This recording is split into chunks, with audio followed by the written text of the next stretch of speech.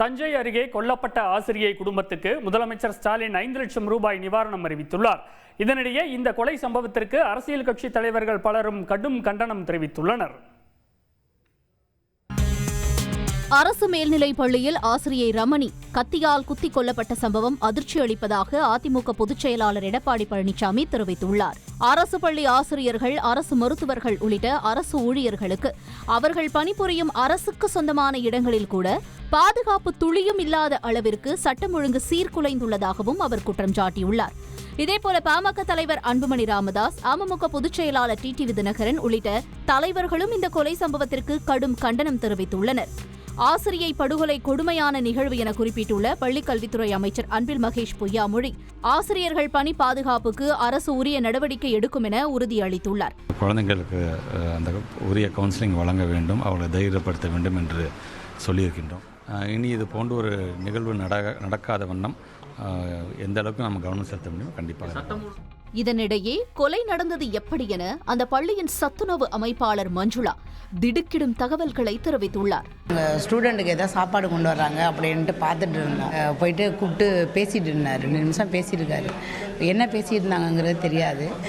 அதுக்கப்புறம் ஒரு குத்தையிலையும் யாரும் பார்க்கல. அதுக்கப்புறம் தான் ஸ்டாஃப் ரூமில் உள்ள டீச்சர் கீழே விழுந்தோன்னே பார்த்துருக்காங்க. இந்த சம்பவம் குறித்து பள்ளி ஆசிரியை ரஹ்மத் நிஷா அதே பகுதியைச் சேர்ந்த நூருல் ஹமீத் கூறுகையில், யார்கிட்டையுமே எதுவுமே பேசலை.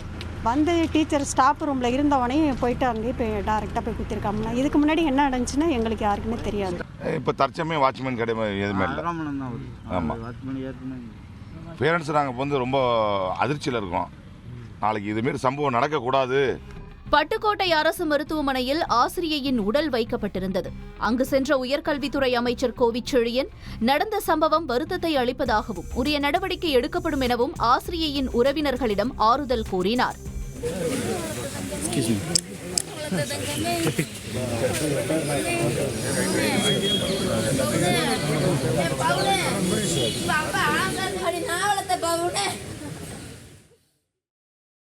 சையத் மௌலானா கொலை செய்த குற்றவாளி மீது காவல்துறை என்னென்ன நடவடிக்கைகளை எடுத்துள்ளது? கொலை நிகழ்ந்த பள்ளி மீண்டும் எப்போது திறக்கப்படும்? முழு விவரங்கள் சொல்லுங்க. தஞ்சாவூர் மாவட்டம் மல்லிப்பட்டினம் அரசு மேல்நிலைப் பள்ளியில் தற்காலிக ஆசிரியர் கொலை சம்பவத்தில் உடனடியாக குற்றவாளியை பிடித்த மாணவர்கள், ஆசிரியர்கள் பள்ளி வளாகத்திலே உடலை பட்டுக்கோட்டை அரசு மருத்துவமனையில் உடல்கூறு ஆய்வு செய்து சொந்த ஊரான சின்னைமணிப்பட்டியில் அவர்களுக்கு செய்ய வேண்டிய அந்த சடங்குகள்லாம் செய்யப்பட்டிருக்கிறது.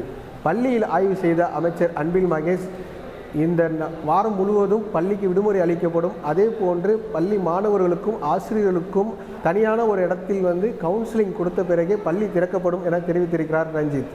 கூடுதல் விவரங்களுக்கு நன்றி சையத் மௌலானா. செய்திகளை உடனுக்குடன் தெரிந்து கொள்ள உடனே சப்ஸ்கிரைப் பண்ணுங்க.